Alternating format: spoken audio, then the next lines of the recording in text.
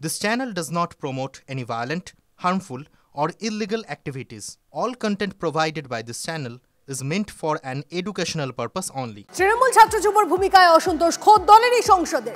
অক্সফোর্ডে CPM এর লোকেরা যে অসভ্যতা করেছে তার জবাব দেওয়া উচিত ছিল দলের ছাত্র যুব, সেটা এখনো করেনি। তৃণমূল ছাত্র পরিষদের যতটা উদ্যোগী হওয়া উচিত ততটা হয়নি। তিলোত্তমা কাণ্ডের সময় থেকেই তেমন কিছু করতে দেখিনি যুব তৃণমূলকেও। সরব শ্রীরামপুরের তৃণমূল সাংসদ কল্যাণ বন্দ্যোপাধ্যায়।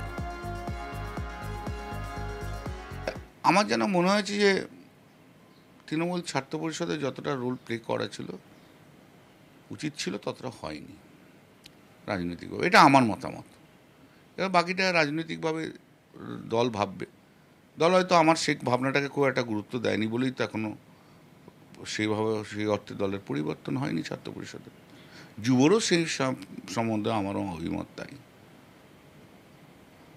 যুব বা ছাত্র আমার অভিমত আরজিকর থেকে সেরকমভাবে খুব একটা আরজিকর থেকে আমি দেখছি খুব একটা বিশেষ কিছু দেখতে পাচ্ছি না আর কি।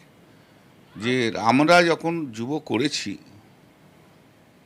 আমরা অনেক রাজনৈতিক প্রোগ্রাম করতাম, তখন কি আর মমতাদির আদেশের অপেক্ষায় থাকতাম না।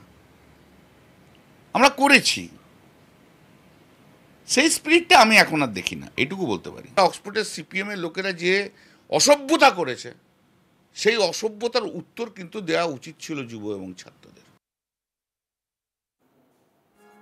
এই মুহূর্তে তৃণাঙ্কু, তার সঙ্গে আমরা যোগাযোগ করে নিয়েছি। তৃণাঙ্কু বাবু, তৃণমূল ছাত্র পরিষদের যতটা উদ্যোগী হওয়া উচিত ততটা হয়নি, এমনকি তিলোত্তমা কাণ্ডের সময় থেকেই তেমন কিছু করতে দেখিনি যুব তৃণমূলকে, বলেছেন তৃণমূল সাংসদ কল্যাণ বন্দ্যোপাধ্যায়। তার ব্যক্তিগত মতামত বলেছেন, তিনি হয়তো অনেক সময় অনেক কিছু বলেন। আজকালকার মতন তারা তত টেকসেভি নয়, তারা হয়তো অত রেগুলার বেসিস খোঁজ খবর রাখতে পারেন না যে সারা বাংলা জুড়ে তৃণমূল ছাত্র কলেজে বিক্ষোভ কর্মসূচি করছে বা সারা সপ্তাহব্যাপী তাদের কর্মসূচি দেওয়া হয়েছে। গতকালও হয়েছে, আজকেও হয়েছে। আমি সেই নিয়ে কিছু বলতে চাই না, তিনি তার বক্তব্য করেছেন। আমরা আমাদের মতন মুভ করছি। আর এটাও তো ঘটনা যে আপনি কাদের বিরুদ্ধেই করবেন। আজকে উল্টো দিকে সিপিএম বা এসএফআই এরা তো বেসিক্যালি মহাজাগতিক শূন্যে বিরাজ করছে, এদের তো সেই অর্থে কিছু নেই। তাই এদেরকে আলাদাভাবে এদের মানে প্রচারের জন্য আলাদাভাবে আমরা একটা লিমিটের বাইরে খুব কিছু করতেও চাই না।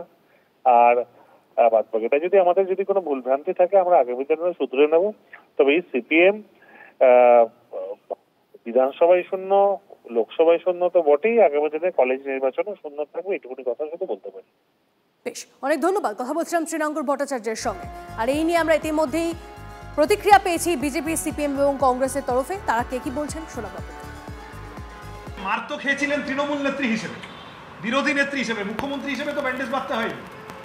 তা তৃণমূল নেত্রী হিসেবে ব্যান্ডেজ বাঁধার ছবি নিয়ে গেলেন বিজ্ঞাপন দিতে, আর তৃণমূল নেত্রী হিসেবে প্রমাণ লোপাট করেছেন, তৃণমূলের লোকগুলোকে বাঁচিয়েছেন। সেই প্রশ্নের জবাব দেবেন না কেন? 100 বার জবাব দেবেন, জবাব দেওয়া উচিত। যদি জবাব না দিতে পারেন তাতে আসলে বাঙালি লজ্জিত হয়। বিদেশের মাটিতে আমাদের মুখ্যমন্ত্রী ডাল মে কুচ কালা হ্যায় এমন কিছু করেছেন যার ফলে প্রশ্নের জবাব দিতে পারেন না। এত বছরের মুখ্যমন্ত্রী হিসাবে বাইরে দেশে গিয়ে যে সহনশীলতা দেখানো দরকার আপনি পারেননি, সব জায়গায় ঝগড়া করে ফেলেছে। মানে আপনার দেখলে মনে হবে আপনি ঝগড়ুটি। এই পরিচয়টা থেকে বেরিয়ে আসার চেষ্টা করুন। আপনি মোকা দিলে প্রশ্ন করবে, আপনি মোকা দিয়েছেন, প্রশ্ন করেছেন, যত উত্তর দেবেন তত প্রশ্ন করবে, কারণ যারা প্রশ্ন তারা জানে আপনার কাছে জবাব নাই। একটু পরে আপনি বিগড়ে যাবেন। ওখানে গিয়ে যেভাবে ঝগড়া করছে তাতে বাংলার জাতটা গেছে। একজন মুখ্যমন্ত্রী এগুলো মানায় না, এটুকু দায়িত্ব নেই বলতে। এই ঘটনাকে দেশদ্রোহিতা বলবো না, তার কি নিয়ে বলবো?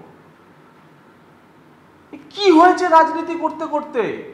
সারাক্ষণই কি মনে হয় কালীঘাটের বসে আছি অথবা নবান্নের 14 তলায় বসে আছি? কোন স্থানে কাকে কথা বললেন আপনি?